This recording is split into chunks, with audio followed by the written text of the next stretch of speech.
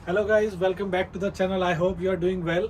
तो जैसा कि आप लोगों को पता है यार, कनाडा में जॉब मार्केट में कितना क्राइसिस है, चाहे वो स्टूडेंट परमिट पे हो, चाहे वर्क परमिट पे हो, चाहे रिफ्यूजी हो।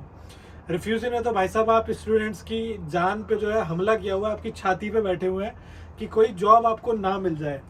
लेकिन आपके पास एडवांटेज है, अगर आपके पास कोई लाइसेंस है, चाहे वो ड्राइविंग लाइसेंस है, चाहे आपके पास स्मार्ट सर्व है, चाहे आपके पास सिक्योरिटी लाइसेंस है, आपके पास एक एज है कि आप जॉब मार्केट को जो है कैप्चर कर सकते हो। तो लास्ट ईयर हमने इसी टाइम पे एक वीडियो शूट करी थी सिक्योरिटी पे, आप कैसे लाइसेंस ले सकते हैं। लेकिन रिसेंटली गवर्नमेंट ने उसमें कुछ चेंजेस किए हैं, तो टाइमिंग जो है बढ़ गई है, प्रोसेस जो है थोड़ा सा चेंज हो गया, और जो आपके एक्सपेंस हैं लाइसेंस बनाने में वो भी चेंज हो गए हैं। तो आज हम इस वीडियो में पूरी बात करेंगे, और मैं इस वीडियो में फिर से बुलाऊंगा शरद ब्रो को, जिन्होंने पहले भी इस बारे में पूरी इन्फॉर्मेशन दी थी।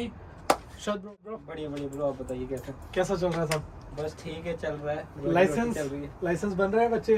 बन रहे हैं बच्चे, अब थोड़े कम होंगे इमिग्रेशन की वजह से ना, थोड़ा कम बच्चा आ रहा है, पठान भी चल रहा है। हाँ जी।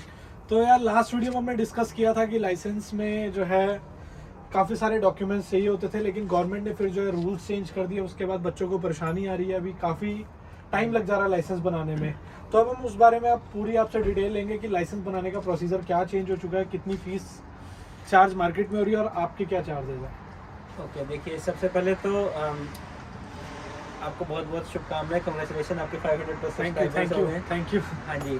देखिए अब थोड़े चेंजेस ये आ गए हैं। अब इन्होंने एक नया रूल ये कर दिया है कि पुलिस वेरिफिकेशन अब मैंडेटरी कर दिया है। पहले मिनिस्ट्री पुलिस वेरिफिकेशन करवाती थी, हाँ जी। बट अब इन्होंने कहते हैं कि स्टूडेंट्स पहले ही लाइसेंस अप्लाई करने से पहले ही एक CRJMC, जो कि criminal record judicial matter check level 2 का बैकग्राउंड चेक है, उनको करवाना पड़ेगा। तो उसमें क्या है कि कोई क्रिमिनल रिकॉर्ड अगर किसी बच्चे का है तो वो लाइसेंस अप्लाई ही नहीं कर सकता। पहले अप्लाई कर सकते थे, तो अब वो अप्लाई ही नहीं कर सकता है। तो अब उसमें क्या है कि हर सिटी की पुलिस के अलग अलग टाइम लाइन्स हैं। अगर आप पील पुलिस से अप्लाई करते हो तो 2 मंथ्स लग जाते हैं, 45 days to 2 months. Toronto police से अप्लाई करते हैं 20 to 30 डेज, ऐसा टाइम लाइन चल रहा है। तो उसमें हमारा ये आ गया कि हम अब थर्ड पार्टी है उससे करवा रहे हैं, तो विद इन अ डे बच्चे को हम पुलिस वेरिफिकेशन करवा के दे पा रहे हैं।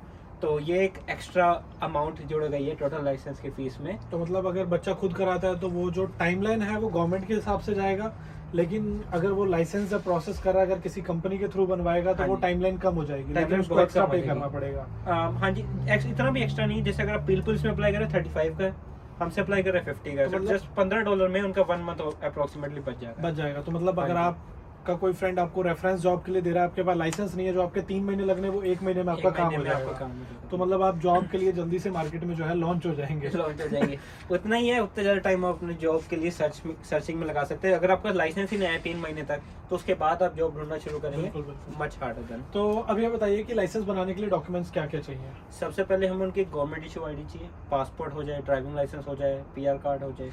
उसके बाद हमें उनका ईमेल एड्रेस चाहिए एंड उनका होम एड्रेस चाहिए। होम एड्रेस चाहिए। हाँ जी। तो मतलब ऐसा जरूरी है कि जो मान लो किसी के पास ड्राइविंग लाइसेंस यहाँ का है, उसका होम एड्रेस ड्राइविंग लाइसेंस पे जो होगा वो सेम होना चाहिए या डिफरेंट हो सकता है? पहले मुश्किल हो जाता था, बट अब सेम भी पहले मुश्किल हो जाता था, बट अब ऐसा आ गया लाइसेंस डिजिटल आ रहा है। ओके। कोई फिजिकल लाइसेंस नहीं आ रहा है, तो डिजिटल लाइसेंस में जब आपकी सीधा ईमेल पे ही आ रहा है, तो उस पर आपको कोई लेना जरूरी नहीं है। आप स्कार्बरो रहते हैं ब्रैम्पटन का एड्रेस दे सकते हैं, ब्रैम्पटन रहते हैं कहीं और का एड्रेस दे सकते हैं, उससे कोई लेना देना नहीं। कोई प्रॉब्लम नहीं होती, क्योंकि कई बच्चे कंप्लेन कर रहे थे कि मेरा एड्रेस ये है, मेरे को चेंज कराना पड़ रहा हाँ है। जी। तो बहुत सारे इशू उन्होंने फेस किया और उनका रिफ्यूजल आ जा रहा था लाइसेंस के टाइम पे भी। वो उनको तब पड़ जाता है जब वो पुलिस से अगर बैकग्राउंड चेक करवा रहे हैं ना। जैसे कोई ब्रैम्पटन का एड्रेस है, उसने अपना ड्राइविंग लाइसेंस दिया पुलिस को, एंड वो कह रहे नहीं आपको तो एड्रेस टोरंटो का है, तो अगर आप सीधे डायरेक्ट सिटी की पुलिस से अप्लाई कर रहे हैं तो दिक्कत आएगी। बट हम क्योंकि थर्ड पार्टी से करवाते हैं तो हमें कोई इशू नहीं आता है। तो अब मान लो किसी ने लाइसेंस बनवाना है, इन डॉक्यूमेंट के बाद प्रोसेस कैसे स्टार्ट होगा? जैसे वो ये डॉक्यूमेंट्स हमें दे देंगे, पासपोर्ट, ईमेल ID, घर का एड्रेस, उसके बाद हम उनकी 40 आवर्स की जो ऑनलाइन ट्रेनिंग होती है वो करवाते हैं। एंड उस ट्रेनिंग के बाद उनका एक फर्स्ट एड CPR जो कि 8 आवर्स की इन पर्सन क्लास होती है, ओके। वो होती है। जब ये 2 चीज़ें उनकी फिनिश हो गई, उसके बाद गवर्नमेंट से उनका एक ईमेल आता है। ईमेल में उनका TCN होता है, TCN के फुल फॉर्म में training completion number. Okay. Means they have completed their training. जैसी ट्रेनिंग कंप्लीट हो गई तो नंबर के साथ वो एग्जाम बुक कर सकते हैं। तो वो ट्रेनिंग जो 40 आवर्स की है, आप उसका मटेरियल प्रोवाइड कराते हैं? हाँ जी, हम उनका क्या करेंगे, बच्चों को एक online user name password create करेंगे। ओके। बच्चा किसी भी टाइम, सुबह दोपहर शाम, जब उसको फ्री टाइम है उसको पढ़े। 32 आवर्स टू 40 आवर्स की ट्रेनिंग होती है, उसको कंप्लीट करें। जैसी ट्रेनिंग कंप्लीट हो गई, फर्स्ट एड CPR वाला पार्ट डन हो गया, they will get a email from ministry कि हाँ भाई आप लाइसेंस का एग्जाम मतलब आपका कोर्स आपने स्टडी कर लिया हाँ है, जी। अब वो बच्चे के ऊपर है वो 2 दिन में कंप्लीट करे या 4 दिन में करे, लेकिन वो 40 आवर्स उसको कंप्लीट करने पड़ेंगे कोर्स पे। करने ही पड़ेंगे। हाँ। तो जब ये सब चीज़ें हो जाती हैं तो उसके बाद जो नेक्स्ट स्टेप आता है कि कि आपको फिर एग्जाम बुक करना हाँ होगा, जी, हाँ जी। वो तो कैसे होता है? फिर उसके जब उनको ट्रेनिंग नंबर मिनिस्ट्री से आया था, उसी में ईमेल में एक लिंक होता है, लिंक पे क्लिक करेंगे, उनको एग्जाम की डेट टाइमिंग सारे शो कर सकते हैं वो। आजकल विद इन अ वीक आपको मिल जा रही है एग्जाम की वेटिंग टाइम कम हो हाँ, गया। वेटिंग टाइम बहुत कम हो गया पहले से, क्योंकि लाइसेंसिंग का टाइम थोड़ा बढ़ गया, तो इस चीज़ का टाइम थोड़ा कम हो गया। ओके। तो वेट टाइम सब इतने नहीं है, 1 वीक के अंदर अंदर आपको एग्जाम की डेट मिल जाएगी। ऑनलाइन ऑफलाइन दोनों एग्जाम होते हैं। ऑनलाइन इज मच ईजियर, आप घर पर बैठ के दे सकते हैं। ऑफलाइन में आपको ड्राइव टेस्ट सेंटर्स में जाके देने होते हैं। ओके। उनका रिजल्ट भी ऑलमोस्ट 1 वीक बाद आता है। ऑनलाइन का result you can get in 1 और 2 डेज। तो मतलब जितना आप ऑनलाइन पे जाएंगे उतनी जल्दी आपका काम होता चला हाँ जाएगा। जी, हाँ जी, बिल्कुल। तो हाँ जी। ये जो ऑनलाइन एग्जाम्स होते हैं, तो आप इसमें एग्जाम्स में किस तरीके की बच्चे हेल्प करते हैं? मैं उनको हम अब इतने टाइम से ये काम ही कर रहे हैं, 3-4 ईयर्स से इसी में ही है, तो हमें अब इंपॉर्टेंट क्वेश्चन सारे पता है ऑलमोस्ट, जो एग्जाम में आ सकते हैं। तो we have made a list, हमारे पास एक लिस्ट है ऑलमोस्ट 300 to 350 क्वेश्चंस की। अगर बच्चा वो क्वेश्चंस पढ़ लेता है तो बहुत ईजी है उस बच्चे के लिए वो एग्जाम क्लियर करना। बट मोस्टली क्वेश्चन तो जो ट्रेनिंग कोर्स में उसने पढ़ा है उसी से रिलेटेड बिल्कुल, होंगे, उसके बिल्कुल। उसके बाहर का कोई मटेरियल तो नहीं हाँ है। जी, हाँ जी, बिल्कुल नहीं। और अब मान लो मैंने एग्जाम दे दिया, मेरे 1 हफ्ते बाद रिजल्ट आ गया, तो उसके बाद क्या लाइसेंस मेरा डायरेक्ट आ जाएगा ईमेल पे, या मुझे उसके लिए भी अप्लाई करना होगा? लाइसेंस अप्लाई करना होगा, मीन्स जैसे एग्जाम क्लियर हो गया फिर पुलिस वेरिफिकेशन वाला जो मेरा आपको पार्ट का हाँ था जी, वो हाँ होगा। पुलिस वेरिफिकेशन होने के बाद वो सीधा लाइसेंस अप्लाई कर सकते हैं मिनिस्ट्री की वेबसाइट में। आजकल लाइसेंस आने की टाइमलाइन बहुत कम हो गई है, विद इन अ वीक आजकल लाइसेंस आ जाता है। सो अब टोटल प्रोसेस जो पहले 1.5 2 मंथ्स का था, अगर बच्चा हमसे करवाता है तो लेस देन 20-25 डेज में बच्चे का पूरा लाइसेंस। ऑलमोस्ट मतलब 50% जो उसका टाइम है वो कम हो चुका है, और वो उतना टाइम जो है जॉब मार्केट में एक्सप्लोर करके हाँ, जॉब ढूंढ सकता है। बिल्कुल, बिल्कुल। तो अब हम देखा जाए तो लाइसेंस बनाने का एक टोटल एक्सपेंस कितना होगा, कि आपका ट्रेनिंग का हो गया, पुलिस वेरिफिकेशन हो गया, एग्जाम फीस होगी, लाइसेंस अप्लाई, तो ये ओवरऑल मिला के कितना खर्चा होता है? अगर बच्चा हर एक चीज़ हमसे ही करवाता है तो 150 उसके first aid CPR training number की फीस है। उसके बाद $40 गवर्नमेंट की फीस एग्जाम बुक करने की, सो 150 + 40 190। $80 गवर्नमेंट की लाइसेंस अप्लाई करने की फीस है 270, एंड देन 50 हम चार्ज करते हैं पुलिस वेरिफिकेशन की, सो 320। सो 320 में बच्चे का पूरा लाइसेंस बन के उनके ईमेल पर डिजिटली आ जाएगा। पहले ये 270 था, और जो 50 एड ऑन हुआ है वो सिर्फ पुलिस पुलिस वेरिफिकेशन का हाँ हुआ जी। है। तो अब ये बताइए कि कनाडा में आप पिछले 7-8 साल से रह रहे हैं, हाँ जी, आपने यहाँ पे बहुत चीज़ें ऊपर भी जाते देखी है, नीचे भी जाते देखी हैं, हाँ जी। तो सिक्योरिटी की जो जॉब मार्केट है वो किस तरीके से स्टेबल है? मैंने देखा है कि इसमें जो है बच्चे काम ढूंढ ही लेते हैं, उनको काम मिल जाता है, तो ऐसा क्या है इस फील्ड में कि जो इसमें जॉब मार्केट एक स्टेबल बनी हुई है? देखिए ऐसा है ना, सबसे पहले तो एवरी डे हम हियर करते हैं कि कॉन्डोज नए बिल्ट हो रहे हैं। हाउसिंग क्राइसिस है कनाडा में, देयर इज नो वे कि कॉन्डोज बनने बंद हो जाएंगे। सो और each and every condor building में आपको सिक्योरिटी गार्ड चाहिए। पहले क्या होता था, रिसेप्शनिस्ट हायर करते थे, सिक्योरिटी सिर्फ बिल्डिंग के आगे होते थे।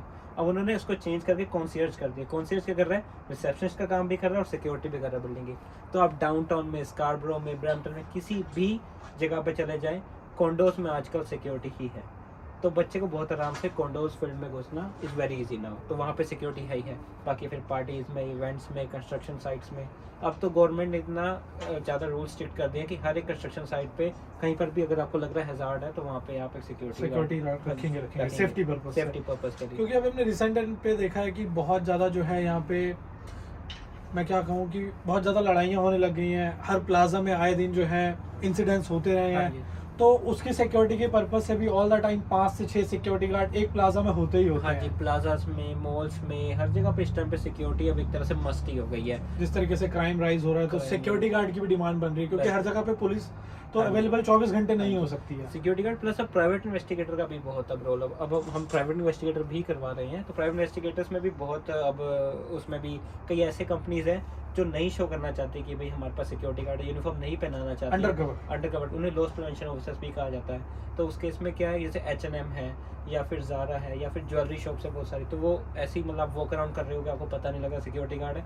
बट वो प्राइवेट इन्वेस्टिगेटर्स हैं। ओके, तो मतलब अगर सिक्योरिटी गार्ड होगा तो आप अवेयर हो जाएंगे कि यहाँ पे गार्ड खड़ा हुआ है। हाँ, लेकिन अगर आप कोई क्राइम करना चाह रहे हैं, आपको पता भी नहीं होगा कि आपके पास कोई गार्ड खड़ा हुआ है और वो आपको पकड़ सकता हाँ है। जी, तो उसका सक्सेस रेशियो इस टाइम पे ज़्यादा वो हुआ पड़ा कि वो ज़्यादा पकड़ पा रहे हैं बंदों को।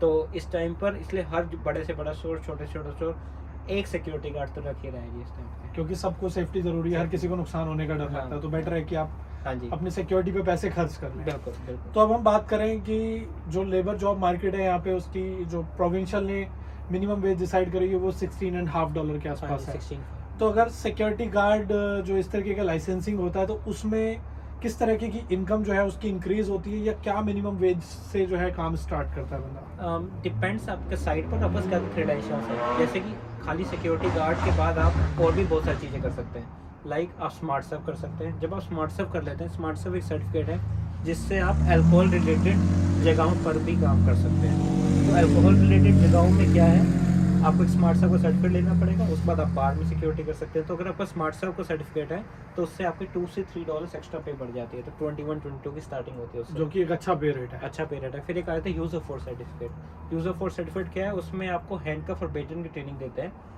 आई डोंट रिकमेंड कि आप हैंडकफ बेटन यूज़ अपना फोर्स यूज़ करिए, बट स्टिल अगर आपके पास यूज़र फोर्स ट्रेनिंग है तो बहुत सारे होमलेस शेल्टर्स पे आप काम कर सकते हैं। वहाँ पे आपकी 22-23 से बेसिकली स्टार्ट होती है वेजेस।